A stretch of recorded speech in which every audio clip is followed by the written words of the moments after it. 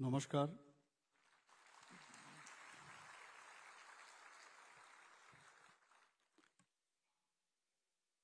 আজকে একটা ঐতিহাসিক দিক আমি বলবো। এখানে জনজাতি ভাই বোনেরা বিভিন্ন জায়গার থেকে আজকের যেখানে যোগদান সবার যে আয়োজন ভারতীয় জনতা পার্টি ত্রিপুরা প্রদেশের পক্ষ থেকে, সেই উপলক্ষে একটু আগে আমাদের সামনে বক্তব্য রেখেছেন এবং মঞ্চে উপস্থিত ত্রিপুরা প্রদেশ বিজেপির মাননীয় সভাপতি তথা রাজ্যসভার সাংসদ শ্রী রাজীব ভট্টাচার্য মহোদয়। একটু আগে আমি যখন এখানে প্রবেশ করছিলাম দেখছিলাম, ভাবছিলাম এত সুন্দরভাবে কে বলছে, এত তালিও পড়ছে কন্টিনিউয়াস। দেখলাম যে আমাদের ত্রিপুরা সরকারের ট্রাইবাল ওয়েলফেয়ার মিনিস্টার শ্রী বিকাশ দেববর্মা, উনিও মঞ্চে আছেন। আমাদের মাঝে উপস্থিত আছেন ত্রিপুরা প্রদেশ বিজেপির সাধারণ সম্পাদক, dynamic leader, young leader Shri Bipin Debbarma মহোদয়। আমাদের মাঝে উপস্থিত আছেন প্রাক্তন ভারতীয় জনতা পার্টির সম্মানিত বিধায়ক তথা জনজাতি মোর্চা ত্রিপুরা প্রদেশের সভাপতি শ্রী পরিমল দেববর্মা মহোদয়। এখানে দুজন এমডিসিকেও আমি দেখতে পাচ্ছি আমার সামনে, সঞ্জীব বাবু আছেন এবং অন্যান্য বিভিন্ন স্তরের যারা নেতৃবৃন্দরা এখানে উপস্থিত আছেন ভারতীয় জনতা পার্টির, এবং যাদের জন্য আজকের এই আয়োজন, যারা এখানে যোগদান করতে এসছেন, এবং আমার প্রিয় সাংবাদিক বন্ধুরা, সবাইকে আমার হৃদয়ের অন্তঃস্থল থেকে হার্দিক অভিনন্দন ও শুভেচ্ছা জানাচ্ছি। পাশাপাশি যারা আজকে ভারতীয় জনতা পার্টির পতাকা তোলে এসে হাতে ভারতীয় জনতা পার্টির যে পতাকা নিয়ে আপনারা যোগদান করতে এসছেন, সবাইকে আমি স্বাগত জানাচ্ছি।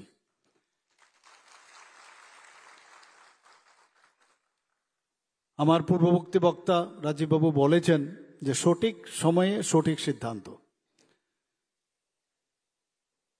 ত্রিপুরাতে রাজনীতির নামে আমরা এত বছর দেখেছি কিভাবে সাধারণ কোমলমতি যারা জনজাতি তাদেরকে বিভ্রান্ত এতদিন ধরে করে এসছে। আমরা এর থেকে মুক্তি দিতে আমরা বাধ্য এবং মুক্তি দিতে হবে, কারণ আমাদের যিনি লিডার তার নাম হচ্ছে মাননীয় প্রধানমন্ত্রী শ্রী নরেন্দ্র মোদীজি এবং বর্তমানে আমাদের সর্বভারতীয় সভাপতি জেপি নাড্ডাজি। এরকম একটা অবস্থা হচ্ছিল যে মনে হচ্ছে ভারতীয় জনতা পার্টির জনজাতি যারা আছেন ত্রিপুরাতে, তারা ভারতীয় জনতা পার্টির প্রতি তাদের আস্থা বা বিশ্বাসের একটা গ্যাপ রয়েছে।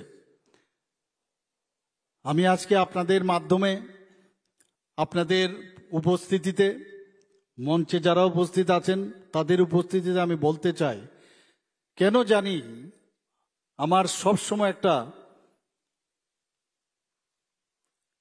একটা বিশ্বাস ছিল যে আমরা ঠিকভাবে আমরা জনজাতিদের কাছে হয়তোবা আমরা যেতে পারিনি, বা তাদের সমর্থন আমরা আরো যেভাবে এখন বর্তমান যুগে জানানোর যে বিষয় সেটা হয়তো আমরা করতে পারিনি।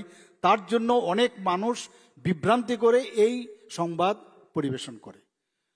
আজকে এই দিনটা কিন্তু আস্তে আস্তে করে এখন চলে যাচ্ছে। প্রচুর জনজাতি ভাই বোনেরা আমার সাথে প্রায়ই দেখা করে এসে, যে কোনো পার্টি হোক, যে কোনো কাজে হোক, যাই হোক, সেটা হচ্ছে আস্থা, বিশ্বাস। আমি যখন জনজাতি ভাই বোনদের দেখি মাঝে মাঝে অবাক হই যে হাসিটা তাদের মধ্যে কম দেখি। এই হাসি ফোটানোর দায়িত্ব আমাদের সে হাসি ফোটাতে হবে। কেন মুখের মধ্যে হাসি থাকবে না? সেটা যতক্ষণ ধরে আমরা না করব ততদিন ধরে আমরা সেই কাজটা আমরা করব জনজাতিদের যে লাস্ট অবধি তাদের মুখের হাসি যেন সর্বদা থাকে, সেই ব্যবস্থা আমাদের করতে হবে।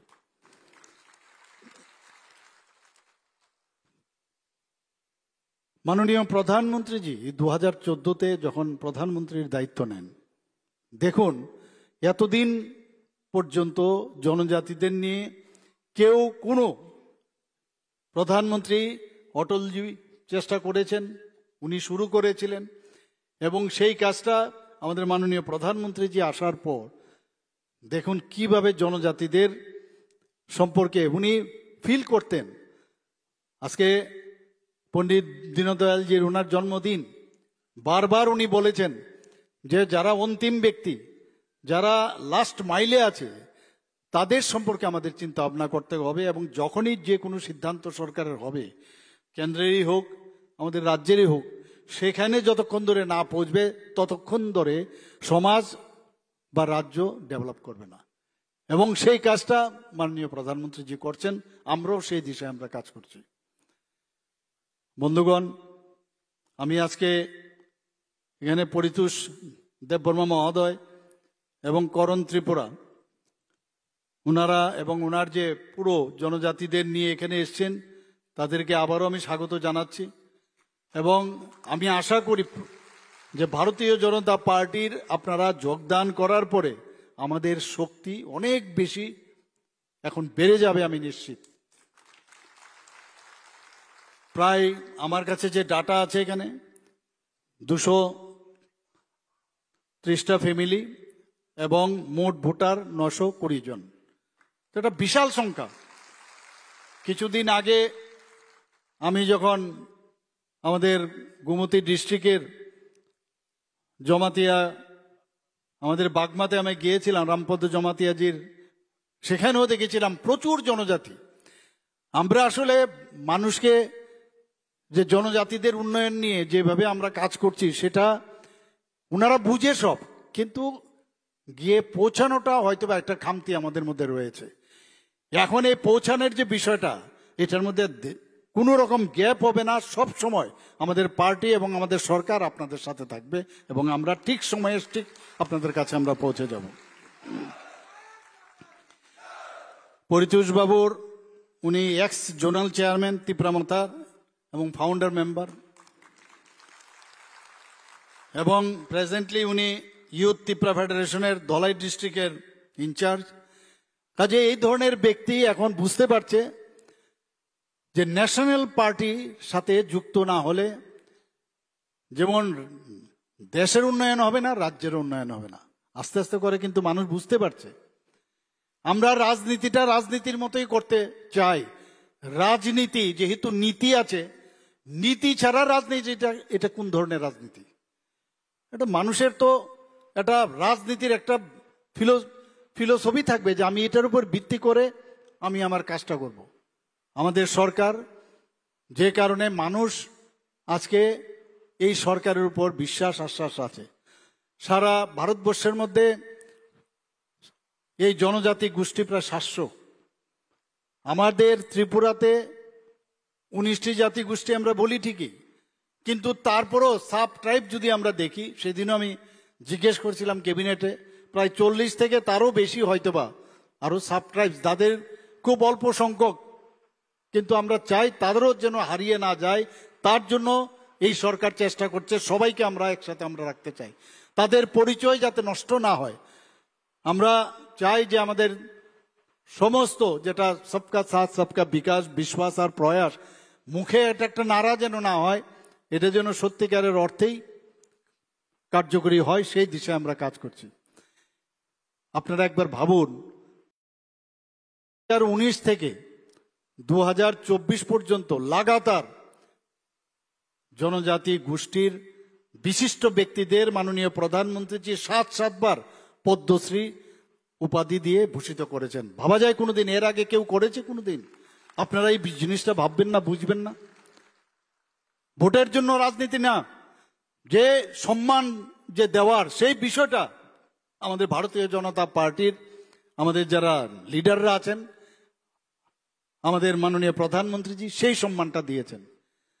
এবার ভাবুন, আমাদের যে দেশের এখন যিনি রাষ্ট্রপতিজি, জনজাতি গোষ্ঠীর গরিব একটা ফ্যামিলির থেকে উঠে আসা রাষ্ট্রপতি মাননীয় প্রধানমন্ত্রীজির কারণে সেটা সম্ভবপর হয়েছে। আমাদের ভাববো না সেটা। আমাদের ত্রিপুরার থেকে কোনোদিন রাজ্যপাল হবে আমি তো ভাবিনি, আমি জানি না আপনারা কোনোদিন ভেবেছেন কিনা। এই রাজ পরিবারের একজন সুসন্তান সুশিক্ষিত ব্যক্তিকে, তেলেঙ্গানার মতো বড় রাজ্যের মধ্যে উনাকে গভর্নর করা হয়েছে, ভাবা যায় কোনোদিন? একের পর এক যেভাবে জনজাতিদের জন্য কাজ করে যাচ্ছে, আমাদের ত্রিপুরা ঐতিহাসিক কারণেই হোক, বিভিন্ন কারণেই হোক, এখানে জাতি জনজাতি একটা মিশ্র বসতি জায়গা হয়ে গেছে। এখানে একে অপরকে নিয়েই চলতে হবে, কিছু করার নেই। এখানে আমরা সবাই মিলে আমার অধিকার থেকে যাতে আমি বঞ্চিত না হই, দ্যাট ইজ ভেরি ইম্পর্টেন্ট।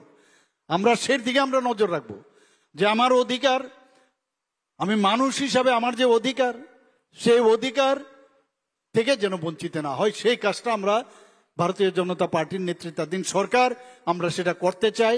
এবং যারা ভুল চিন্তাধারা করছেন তাদেরকেও বুঝাতে চাই, এবং সেইভাবেই আমরা চলব। রাজনীতি যার যার রাজনীতি যে যে করতে পারে, এতে কোনো অসুবিধা নেই। আমি আমার রাজনীতি করব, তুমি বা আপনারা তোমার রাজনীতি করবে, এর মধ্যে তো বাধা দেওয়ার কোনো বিষয় নেই। তো সেই জায়গায় দাঁড়িয়ে আমরা আমাদের রাজনীতি করব, এবং রাজনীতির মধ্যে, অর্থাৎ রাজনীতি মানে কি? মানুষের সেবা করা। এখানে রাজনীতির ওই চেয়ারের উপর বসে থাকবো তার জন্য রাজনীতি নয়। এটা ডিফারেন্স আছে অন্যান্য পার্টিতে, যে কিছু যেভাবেই হোক এদিক সেদিক করে ক্ষমতায় আসতে হবে, ওর সাথে করে নেব অ্যালায়েন্স, এমুক তেমুক ইত্যাদি নানা রকম এই ধরনের রাজনীতি আমরা দেখেছি। এখন মাননীয় প্রধানমন্ত্রীজি যে 240 জনের যে এমপি আমাদের আছে, তারপরও আজকে এতগুলো অ্যালায়েন্স নিয়ে আজকে আমাদের দেশ চালাচ্ছেন। সেটা কেন সম্ভব হয়েছে? মাননীয় প্রধানমন্ত্রীজির উপর সে আস্থা বিশ্বাস আছে, যে এমন একজন নেতা যার উপর বিশ্বাস করা যায় যে সবার জন্য সব জায়গায় উনি কাজ করবেন। এবং আমরাও চাই এইভাবে সবাইকে নিয়ে আমরা কাজ করব, এছাড়া কোনো পথ নেই। বিভেদের মাধ্যমে কোনো অবস্থায় কাজ এগোবে না।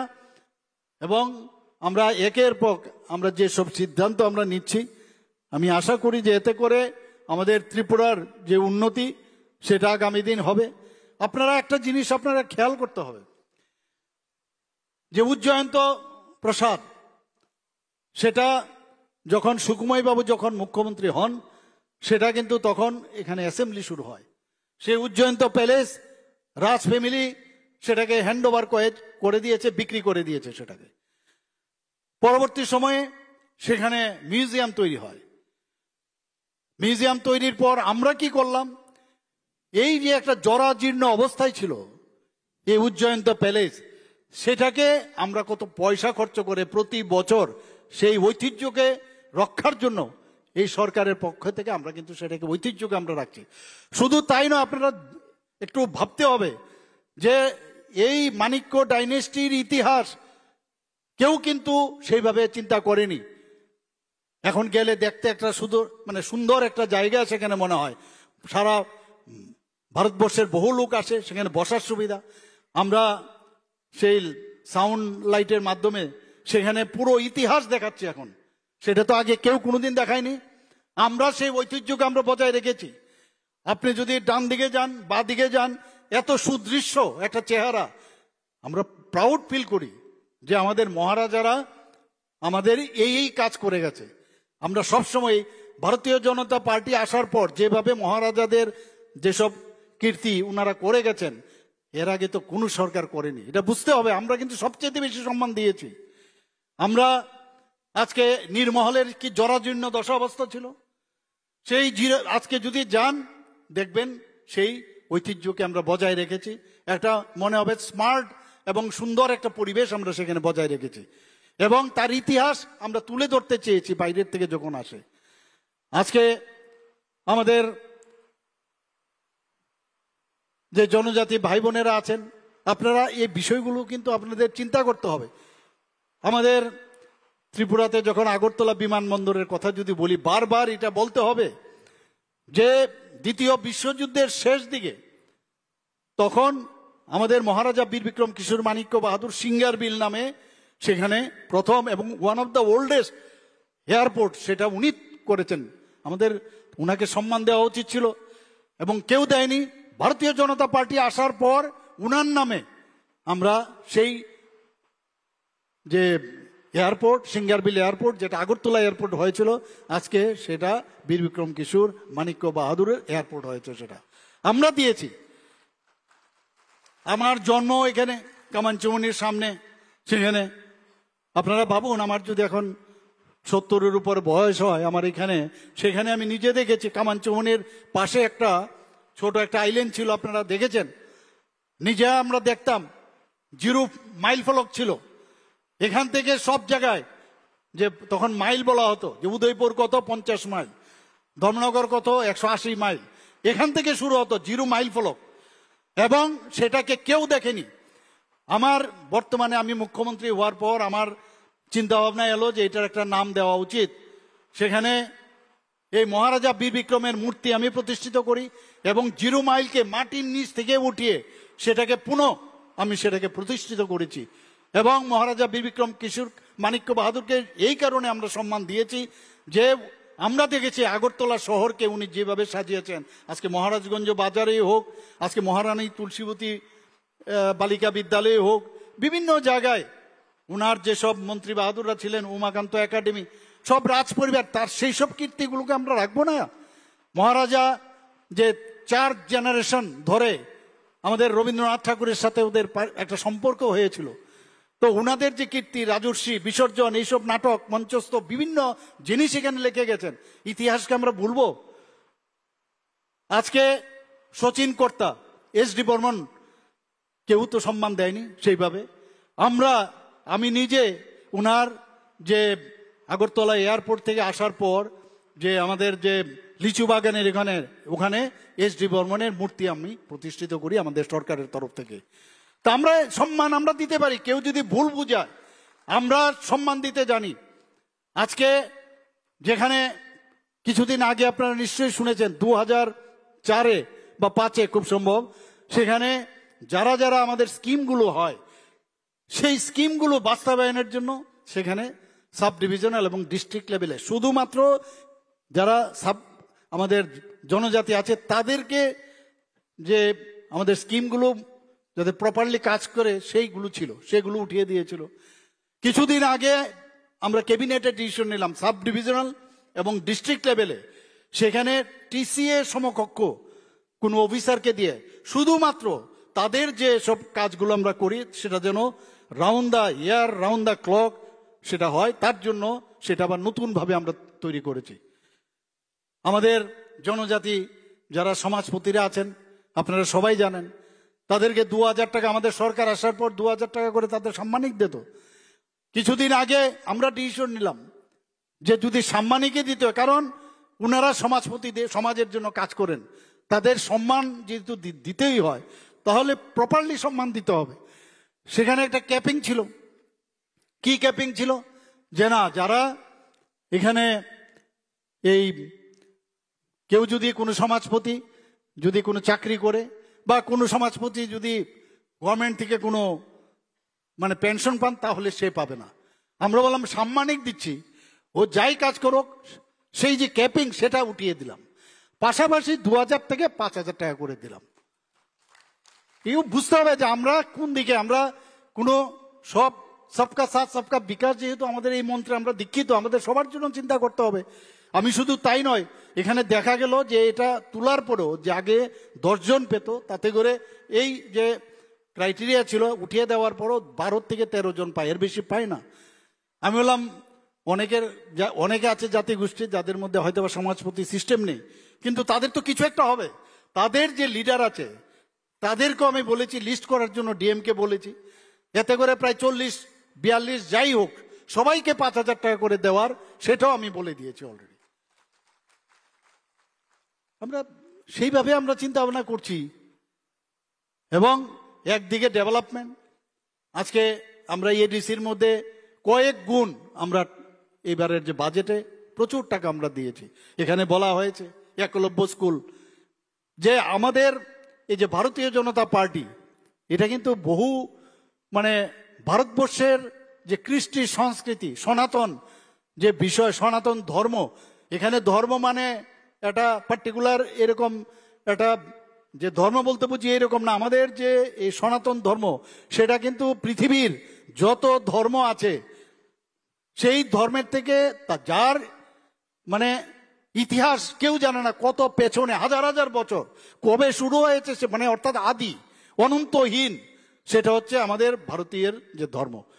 সেই জায়গায় তার উপর ভিত্তি করে আমাদের যে ভারতীয় তত্ত্ব, সেই তথ্যকে রেখে আমাদের একলব্য স্কুল 21টার মতো মাননীয় প্রধানমন্ত্রীজি সেটা স্যাংশন দিয়েছে।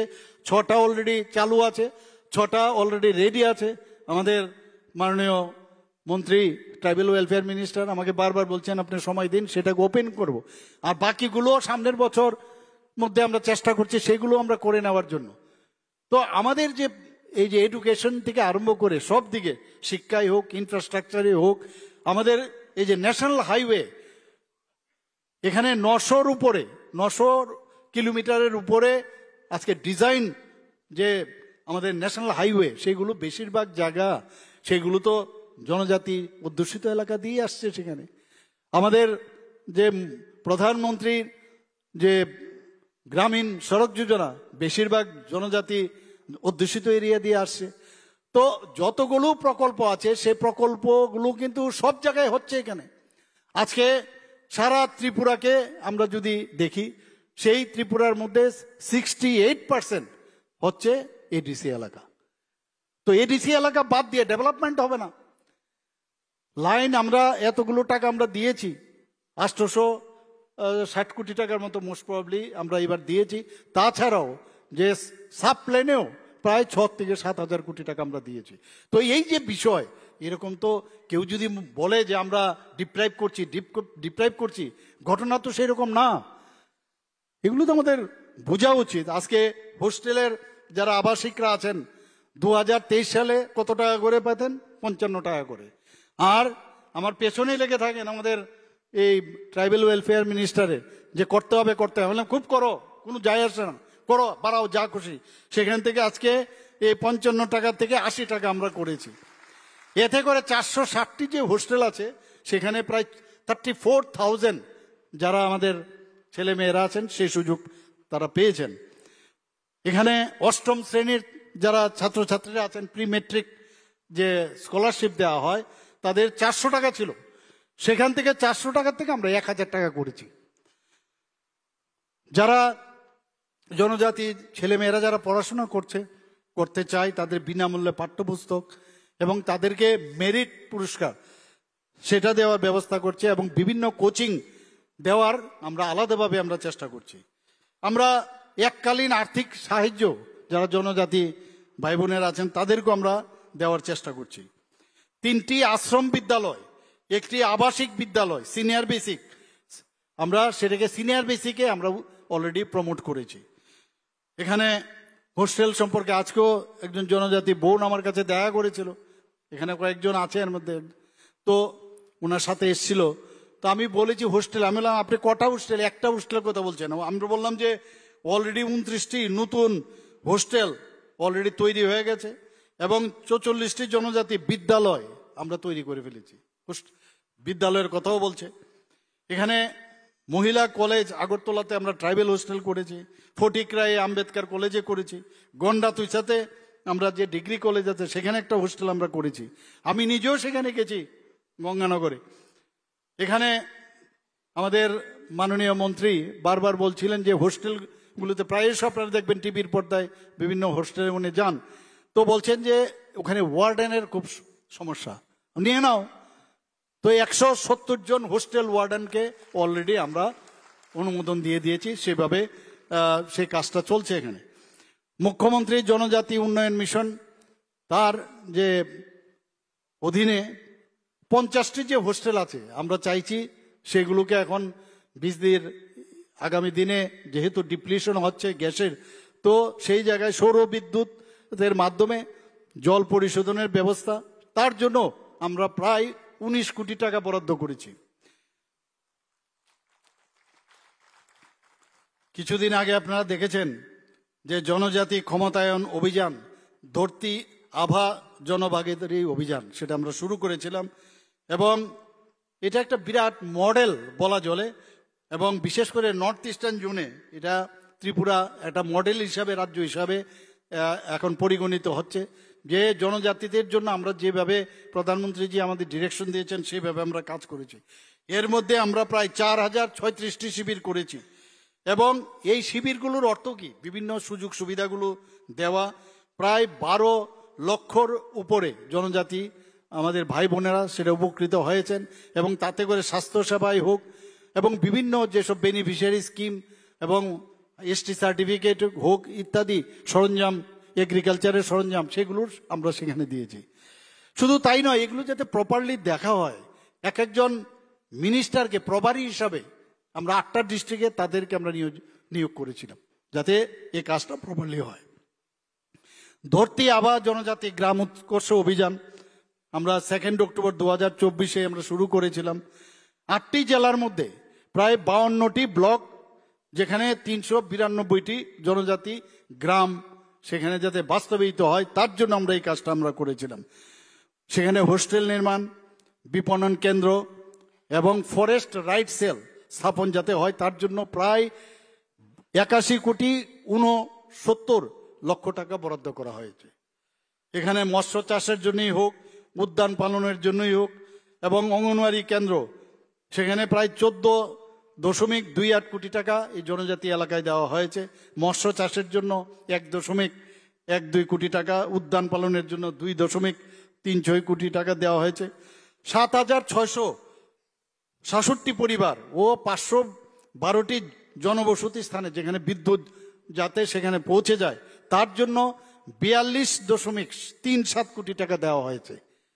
আমরা কোনো জায়গায় খামতি রাখিনি, কিন্তু আপনার অনেকে জানে না, এগুলো বুঝতে হবে। আমার মনে হয় ডেইলি আমাদের এই কাগজগুলো সবার কাছে বিতরণ করা দরকার, কারণ অজ্ঞানতার মাঝে কিন্তু অনেকে ঢুকে যায়। আমরা যে করছি অ্যাওয়ারনেস, সে বিষয়ে করছি আমরা, কিন্তু আরো মাইক্রো স্তরে যদি আমরা করতে পারি আমাদের সরকারের উপরে আরো বেশি আস্থা আসবে। আমাদের মাননীয় এমপি মহোদয় অলরেডি বলেছেন যে আমরা জনজাতি এলাকায় যেখানে 30 হেক্টর রাবার যে চাষের ব্যবস্থা ছিল, আমরা সেটাকে এবার আমি 69,000 হেক্টর উন্নতি করেছি, যাতে আরো বেশি করে রাবার চাষে তারা যুক্ত হতে পারে। এখানে স্মোক হাউসের বিষয় আছে, এবং যাতে ভালো smoke house, standardise smoke house তৈরি করা যায় তা, এবং 25টি যাতে সেখানে প্রসেস করা যায় তা সেই ব্যবস্থাও আমরা করেছি এবং সেটা স্থাপন করা হয়েছে।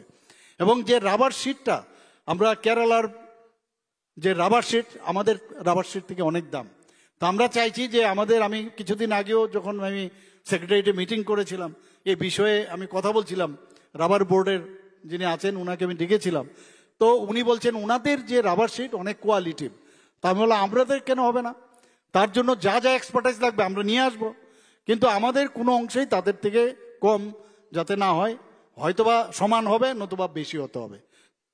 আজকে 2023 নভেম্বর, আজ আপনারা সবাই জানেন যে জনজাতীয় গৌরব দিবস, এটাও পালন করতে হবে। প্রধানমন্ত্রীজি সেটা করেছে জনজাতিদের সম্মান দেওয়ার জন্য। শিক্ষা, স্বাস্থ্য, স্যানিটেশন, পানীয় জল, জীবিকা, এইগুলো হচ্ছে মেইন আমাদের স্তম্ভ, যার উপর ভিত্তি করে এই জনজাতি গৌরব দিবসে মাননীয় প্রধানমন্ত্রী সেই কাজটা করছেন। আমাদের মুখ্যমন্ত্রী জনজাতি বিকাশ যোজনার সেখানে পশুপালনে যারা যুক্ত রয়েছেন 25,000 টাকা করে তাদেরকে আমরা সাহায্য দিচ্ছি। প্রতিটা যারা এই কাজ করছেন 7,670 জন এর মধ্যে উপকৃত হয়েছেন, এবং এতে করে কত কোটি টাকা খরচ হয়েছে, 19,18,00,000 টাকা এর মধ্যে দেওয়া হয়েছে। আমরা এর মধ্যে ডিসিশন নিয়েছি 500টি অটো রিক্সা দেওয়া হবে, এবং সেগুলো জনজাতি যুবক যারা বেকার আছেন তাদের মধ্যে সেটা বিতরণ হবে, সেই পরিকল্পনা আমরা নিয়েছি। যারা নিট আছে বা জি পরীক্ষা দিতে চায় বা আইএস পরীক্ষা দিতে যায়, ইউপিএসসি পরীক্ষা দিতে যায়, ইভেন আমাদের টিসিএস, টিপিএস বা টিএফএস, আইএফএস যদি এইগুলো পরীক্ষা দিতে হয় তাদের জন্য স্পেশাল কোচিং যাতে দেওয়া যায়, তার জন্য যে সুপার 100 স্কিম আমরা চালু করেছি। আপনারা নিশ্চয়ই শুনেছেন যে জনজাতির উন্নয়নের জন্য আমরা যে এক্সটার্নাল এডেড যে প্রজেক্ট, তার জন্য আমরা লোন নিয়েছি বিশ্বব্যাংকের থেকে। আমি নিজেও গিয়ে মাননীয় যে অর্থমন্ত্রীজির সাথে কথা বলেছি। আমাদের 1400 কোটি টাকা আমরা লোন নিয়েছি এই শুধু জনজাতি এলাকার উন্নয়নের জন্য। আমি 2 বছরের মধ্যে বারবার বলছিলেন যে ওয়ার্ল্ড ব্যাংক থেকে লোন নেওয়া অনেক সময়, কিন্তু আমরা যেভাবে পার্সুয়েশন করেছি এবং আমাদের কেন্দ্রীয় মন্ত্রীজি যেভাবে আমাদের সাহায্য করেছেন সেটা সম্ভব হয়েছে। এবং সেখানেও জীবিকা, শিক্ষা এবং যাতে রাস্তাঘাটের সেখানে উন্নয়ন হয় তার জন্য সেটা আমরা নিয়েছি। জনজাতি এলাকায় আমি বহু জায়গায় দেখি এখন আমাদের জনজাতি ছেলে মেয়েদের মধ্যে দেখেছি খেলাধুলাই হোক বিভিন্ন ক্ষেত্রে তারা কিন্তু অনেক অনেক বেটার পজিশনে এখন। এখানে ফুটবল খেলা আপনারা যান, বেশিরভাগই দেখি আমি জনজাতি ছেলে মেয়েরা। তো এর জন্য আমরা জনজাতি এলাকায় 2টো সিনথেটিক ফুটবল টার্ফ গ্রাউন্ড আমরা তৈরি করেছি, আরও একটা নির্মাণ করার সেটাও কাজ চলছে সেখানে। আরেকটা বিষয় এই জনজাতিদের নিয়ে আমরা দেখছি যে আপনারা দেখেছেন যে ড্রাগ এডিকশন আমাদের জন্য একটা বিরাট সমস্যা। ড্রাগ নিয়ে আমাকে জনজাতিদের অনেক নেতা আমাকে বলেছেন আপনি এদিকে একটু নজর দিন। আমাদের এখানে এই যে ইচ্ছে করে এর পেছনে কিন্তু অনেক কারণ আছে, এটা ইন্টারন্যাশনাল কারণও থাকতে পারে যে এখানকার জনজাতিরা যাতে উন্নয়ন না করতে পারে তাদেরকে বসিয়ে দেওয়া যায়, তাদেরকে যদি তাদের চিন্তা শক্তি যদি কমানো যায়। এই এডিকশন কিন্তু দেখা গেছে জনজাতির অনেক ছেলে মেয়েদের মধ্যে আমি জানি না, ছেলেদের মধ্যে কিন্তু আমার কাছে খবর আছে এখন সবাই এই ধরনের একটা এই যে ব্যাড হ্যাবিটের মধ্যে চলে যাচ্ছে এডিকশন। তো সেই জায়গায় আমাকে অনেক জনজাতি ভাই বোনেরা মায়েরা আমাকে বলছে প্লিজ আপনি এদিকে নজর দিন, অনেক সাংবাদিক বন্ধুরাও বলছেন। তো সেই জায়গায় আমরা একটা থিম নিয়েছি, football is game, drugs are shame. Football is game, drugs are shame, এই নিয়ে আমরা একটা ফুটবল প্রতিযোগিতা অলরেডি আয়োজন করা হয়েছে। আমি নিজেও অনেক জায়গায় যাই যে এই যে নেশা করে, নেশাটা তো অ্যাকচুয়ালি একটা সেন্টার অফ অ্যাট্রাকশনের জন্য করে, নিজেও বুঝে না। আমি যে নেশা করি আমার নিজেকে জাহির করার জন্য সেটা করি, যেটা সুস্থ অবস্থায় আমি যে জিনিসটা বলতে পারবো না, যখন আমি ড্রাগস নেব সেই কথাটা আমি বলতে পারবো। কিন্তু এতে করে নিজের তো সর্বনাশ, পুরো ফ্যামিলিকে ধ্বংস করে দিচ্ছে। তো এই জায়গার মধ্যে আমাদের যে অ্যাওয়ারনেস সেটা আমাদের করতে হবে। ইন্ট্রাভেনাস ইনজেকশনে আমরা জানি HIV ইনফেকশন প্রচুর, তো HIV একবার যদি ধরে সেটা কিন্তু শরীর থেকে আর যায় না। তো HIV থেকে আমাদের মুক্ত হতে হবে। এবং এখানে বহু লোক আমাদের যদি স্ক্রিন প্রপারলি না হয়, স্ক্রিনিং সাইন অ্যান্ড সিমটম উপসর্গ দেখে না থাকলে বোঝাও যায় না, যখন উপসর্গ বোঝা যায় by this time advance stage তার এইডস হয়ে যায়। তার যে WBC শরীরের রক্তের যেটা প্রতি ফাইট করে এই ভাইরাসের এগেনস্টে তাকে প্রথমে আঘাত করে।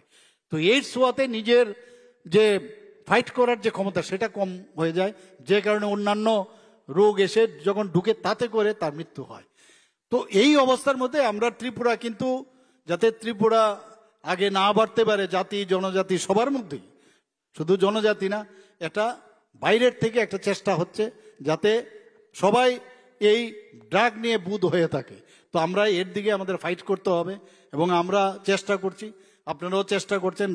আমরা রেড রিবন ক্লাবও আমরা করেছি। আমরা মুখ্যমন্ত্রীর ট্রাইবাল ডেভেলপমেন্ট মিশন 2022-23 অর্থবর্ষে 9 কোটি টাকা আমরা দিয়েছি। 2023-24 অর্থবর্ষে এটা দিয়েছি 2022-23-এ, আর 2023-24-এ কত দিয়েছি 30 কোটি টাকা। সেম 2024-25-এ 33 কোটি টাকা, 2025-26-এ 35 কোটি টাকা আমরা দিয়েছি। আমরা মুখ্যমন্ত্রী মৎস্য বিকাশ যোজনায় 9 কোটি টাকা আমরা দিয়েছি, যেটা 2022-23-এ, আর 23-24-এ 12 কোটি টাকা, আর 2024-25-এ 13 কোটি 20 লক্ষ টাকা দিয়েছি, আর 2025-26-এ এখন পর্যন্ত 13 কোটি 50 লক্ষ টাকা আমরা দিয়েছি। মুখ্যমন্ত্রী ইন্টিগ্রেটেড ক্রপ ম্যানেজমেন্ট প্রোগ্রামে এখন পর্যন্ত আমরা 9 কোটি 2023-24-এ দিয়েছি, এবং 2023-24-এ আমরা দিয়েছি 10 কোটি টাকা, 2024-25-এ 15 কোটি, এবং 25-26-এ আমরা 15 কোটি টাকা দিয়েছি। একই টাকা আমরা দিয়েছি এবারও। ডেভেলপমেন্ট ফর এগ্রিকালচার সেখানেও আমরা 2.8 কোটি টাকা দিয়েছিলাম 2022-23-এ, এখন 23-24-এ 6.08 করোড় টাকা দিয়েছি, 2024-25-এ আমরা 6.5 দিয়েছি, 2025-26-এ 7.25 দিয়েছি। তো এইভাবে বিভিন্ন যে আমরা চাইছি যে ত্রিপুরাকে যেভাবে জনজাতি অধ্যুষিত এলাকায় যাতে আরো বেশি করে আমরা কাজ করতে পারি, সেই কাজগুলো আমরা করছি। বিভিন্ন সামাজিক যে সহায়তা প্রকল্প সেগুলো আপনারা জানেন যে প্রায় 4 লাখের উপরে আমরা বিভিন্ন যে সামাজিক প্রকল্প মাধ্যমে আমরা দিচ্ছি। তো আজকে আমাদের বুঝতে হবে, এখানে জনজাতি ভাই বোনেরা এসছেন, আমি আপনাদের কাছে আমি আবেদন রাখবো যে ভারতীয় জনতা পার্টিতে আপনারা এসছেন এবং আগামী দিন ভারতীয় জনতা পার্টিকে যদি আপনারা ত্রিপুরাতে এস্টাবলিশ করতে পারেন, সেটা ফর এভার সারা জীবনের জন্য এটা আপনারা পতাকা ভারতীয় জনতা পার্টির জনজাতি এলাকার মধ্যে আপনারা পুঁতে দিলেন, যেটা নেক্সট জেনারেশন সেটা দেখবে এবং আমাদের মধ্যে যে সমস্যা যে চিন্তা ভাবনা মাঝে মাঝে হয় তার থেকে আমরা দূরে থাকতে পারবো। আশা করি আজকের এই যোগদানে আপনারা নিশ্চয়ই খুশি হবেন এবং যেখানে যা দরকার এই সরকার আপনাদের সাথে থাকবে, আমাদের পার্টিও আপনাদের সাথে থাকবে। সবাইকে আবার আমি অসংখ্য ধন্যবাদ জানিয়ে আমার কথা বলা শেষ করছি। বন্দে মাতরম, ভারত মাতা কি জয়। বেলায় বেলায় হাম্বাই চীনের রাজ্যের জনপ্রিয় মুখ্যমন্ত্রী